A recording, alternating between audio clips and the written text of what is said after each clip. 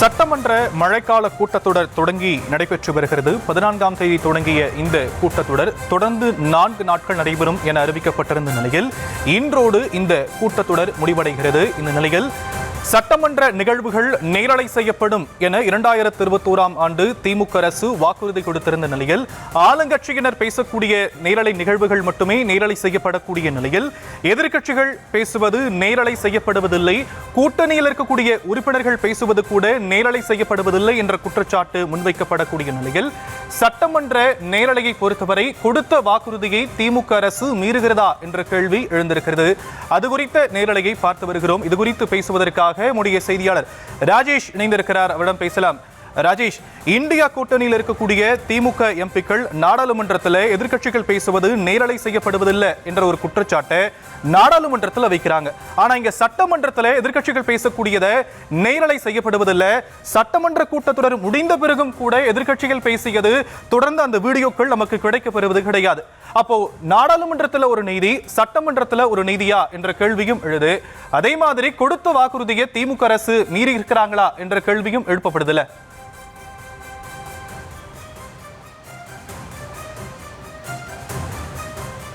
சரியா சொன்னீங்க ஷாம்.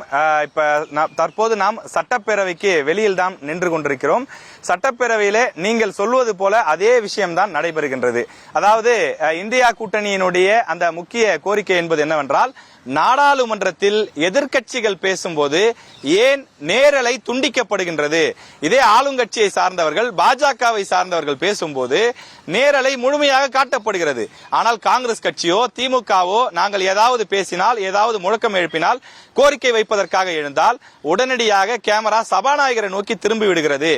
ஏன் எதிர்க்கட்சிகளின் குரல் வலையை நெருக்கிறீர்கள் என்று நாடாளுமன்றத்திலே தொடர்ந்து கேள்வி எழுப்பி வருகிறார்கள். ஆனால் சட்டமன்றத்தில், தமிழ்நாடு சட்டமன்றத்திலும் அதே போன்றது ஒரு நிலைமைதான் இருக்கின்றது. கடந்த 4 நாட்களாக தமிழ்நாடு சட்டமன்றம் கூடி நடைபெற்று வரக்கூடிய சூழ்நிலையில் ஆளுங்கட்சியை சார்ந்தவர்கள், குறிப்பாக முதலமைச்சர், அமைச்சர்கள் பேசும்போது முழுமையாக நேரலை கொடுக்கப்படுகிறது. ஆனால் எதிர்க்கட்சியை சார்ந்தவர்கள் ஏதேனும் கேள்வி எழுப்பினாலோ அல்லது பதில் சொல்ல எழுந்தாலோ அல்லது அவர்கள் கவனஈர்ப்பு தீர்மானங்களில் பேசுவதற்கு முற்பட்டாலோ அப்போது நேரலை துண்டிக்கப்படுகிறது அல்லது சபாநாயகருடைய முகம் மட்டும்தான் காட்டப்படுகின்றது. அதாவது நாடாளுமன்றத்தில் என்ன குற்றச்சாட்டை திமுக, காங்கிரஸ் முன்வைக்கிறார்களோ அதே குற்றச்சாட்டை தான் தமிழ்நாட்டில் நடத்துகிறார்கள். எதிர்க்கட்சி அதிமுகவை காட்டுவதில்லை என்று அதிமுகவினர் குற்றச்சாட்டுகளை முன்வைக்கிறார்கள். இந்த 4 நாட்களில் முதல் நாள் இரங்கல் தீர்மானம் வாசிக்கப்பட்டு ஒரு 45 நிமிடத்திற்குள்ளாகவே ஒத்திவைக்கப்பட்டது. 2வது நாள் கரூர் துயர சம்பவம் சம்பந்தமாக தமிழக வெற்றி கழகம் விஜய் கலந்து கொண்ட அந்த பிரச்சார கூட்டத்தில் நடைபெற்ற அந்த பிரச்சனை எவ்வாறு நடைபெற்றது, அங்கு மின்சாரம் துண்டிக்கப்பட்டதா, செருப்பு தூக்கி வீசப்பட்டதா, வாட்டர் பாட்டில்கள் ஏன் வீசப்பட்டது என்பது தொடர்பாக விரிவாக அனைத்து கட்சிகளும் பேசியிருந்தார்கள். ஒரு ஆக்கப்பூர்வமான ஒரு விவாதமாக அன்றைய தினம் அது நடைபெற்றது. அப்போது முதலமைச்சர் பேசியிருந்தார், அமைச்சர் பெருமக்கள் பேசியிருந்தார்கள். எதிர்க்கட்சி வரிசையில் இருந்த எதிர்க்கட்சி தலைவர் எடப்பாடி பழனிசாமி, அதே போல மற்ற கட்சியை சார்ந்தவர்கள், பாமக உட்பட அனைத்து கட்சிகளை சார்ந்தவர்களும் எழுந்து பேசியிருந்தார்கள். ஆனால் ஆளும் கட்சி தரப்பில் பேசியது மட்டும்தான் நேரலையிலே கொடுக்கப்பட்டது. உதாரணத்திற்கு எதிர்க்கட்சி தலைவர் எடப்பாடி பழனிசாமி அன்றைக்கு ஏன் மின்சாரம் துண்டிக்கப்பட்டது, இரவோடு இரவாக உடற்கூறாய்வு நடைபெற்றது ஏன் அந்த நேரத்திலே செருப்பு வீச்சு நடைபெற்றது, மற்ற ஊர்களெல்லாம் நடைபெறாமல் கரூரில் மட்டும் இந்த சம்பவம் நடைபெற்றது ஏன் என்று பல கேள்விகளை கேட்டார். ஆனால் அந்த கேள்விகள் கேட்கப்பட்டதற்கான எந்த ஆதாரமும் வீடியோவாக கொடுக்கப்படவில்லை. ஆனால் இந்த கேள்விகளுக்கெல்லாம் அமைச்சர்கள் பதில் சொன்னார்கள். அதாவது மின்சாரம் துண்டிக்கப்படவில்லை என்று சொல்லி அமைச்சர், துறை சார்ந்த அமைச்சர் சிவசங்கர் பேசினார். இரவோடு இரவாக உடற்கூறாய்வு செய்யப்பட்டது ஏன் என அமைச்சர் மா சுப்பிரமணியம் பேசினார்.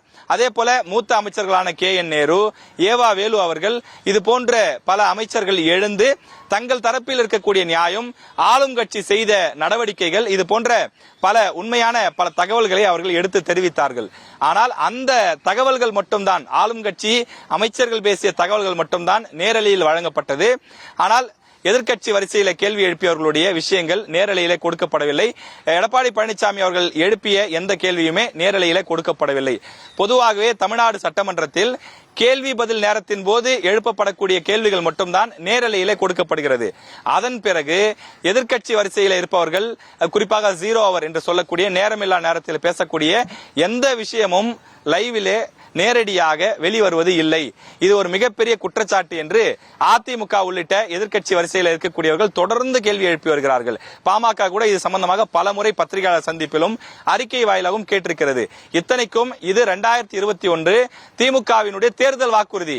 நாங்கள் ஆட்சிக்கு வந்தால் சட்டப்பேரவை நிகழ்வுகளை முழுமையாக நேரலை செய்வோம் என்று சொல்லியிருந்தார்கள். ஆனால் சொன்னபடி ஏன் செய்யவில்லை என்ற ஒரு கேள்வியை எழுப்புகிறார்கள். முதல் நாள் கரூர் விவகாரம், அடுத்த நாள் நேற்றைய தினம் கிட்னி விவகாரம் சம்பந்தமாக எதிர்க்கட்சி தலைவர் ஒரு கவன ஈர்ப்பு தீர்மானத்தை கொண்டு வந்தார். அந்த விவகாரத்தின் போது கிட்டத்தட்ட ஒரு அரை மணி நேரம் அவர் பேசிய நிலையில் எதுவுமே நேரலையில காட்டப்படவில்லை. ஆனால் அதற்கு பதில் சொல்லி அமைச்சர் மா சுப்பிரமணியம் பேசியிருந்தார். அந்த விளக்கங்கள் மட்டும் நேரலையிலே கொடுக்கப்படுகின்றது. அதே போல இன்றைய தினம் காஞ்சிபுரத்தில் தயாரிக்கப்பட்ட அந்த மருந்தை கொடுத்து பல்வேறு பச்சிளம் குழந்தைகள் உயிரிழந்திருக்கிறார்கள். அது சம்பந்தமான கவன ஈர்ப்பு கொண்டு வரப்பட்டது. அதிலும் எதிர்க்கட்சிகள் பேசியதை லைவிலே நேரலையாக கொடுக்கப்படவில்லை. ஆனால் அதன் பிறகு அமைச்சர்கள் கொடுத்த விளக்கங்கள் மட்டும் நேரலையாக கொடுக்கப்படுகின்றது. ஏன் இந்த பாரபட்சம் என்று எதிர்க்கட்சிகள் கேள்வி எழுப்புகின்றார்கள். ஒரு ஜனநாயக நாட்டில் ஒரு ஜனநாயகத்தினுடைய அடிப்படையிலே, சட்டத்தின் அடிப்படையிலே அனைவரையும் சமமாக பாவிக்க வேண்டும். குறிப்பாக அந்த நேரலை செய்யக்கூடிய பொறுப்பு என்பது சபாநாயகரிடம் இருக்கின்றது.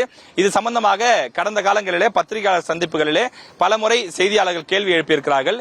ஏன் எதிர்க்கட்சி தலைவர்கள் பேசுவது மட்டும் நேரலையிலே வழங்கப்படுவது இல்லை என்று அதற்கு சபாநாயகர் ஒரு விளக்கம் கொடுத்திருந்தார். சில நேரங்களிலே தொழில்நுட்ப பிரச்சனைகள் ஏற்படுகின்றது.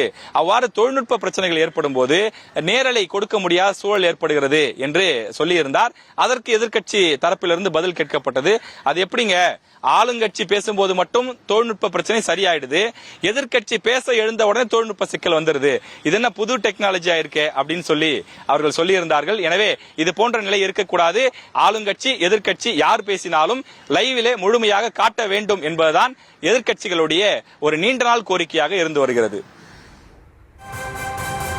சட்டமன்ற நேரலை வாக்குறுதியை திமுக அரசு மீறுகிறதா என்ற கேள்வி எழுந்திருக்கக்கூடிய நிலையில் விரிவான விவரங்களை செய்தியாளர் ராஜேஷ் வழங்க நாம் கேட்டும். விரிவான விவரங்களுக்கு நன்றி ராஜேஷ்.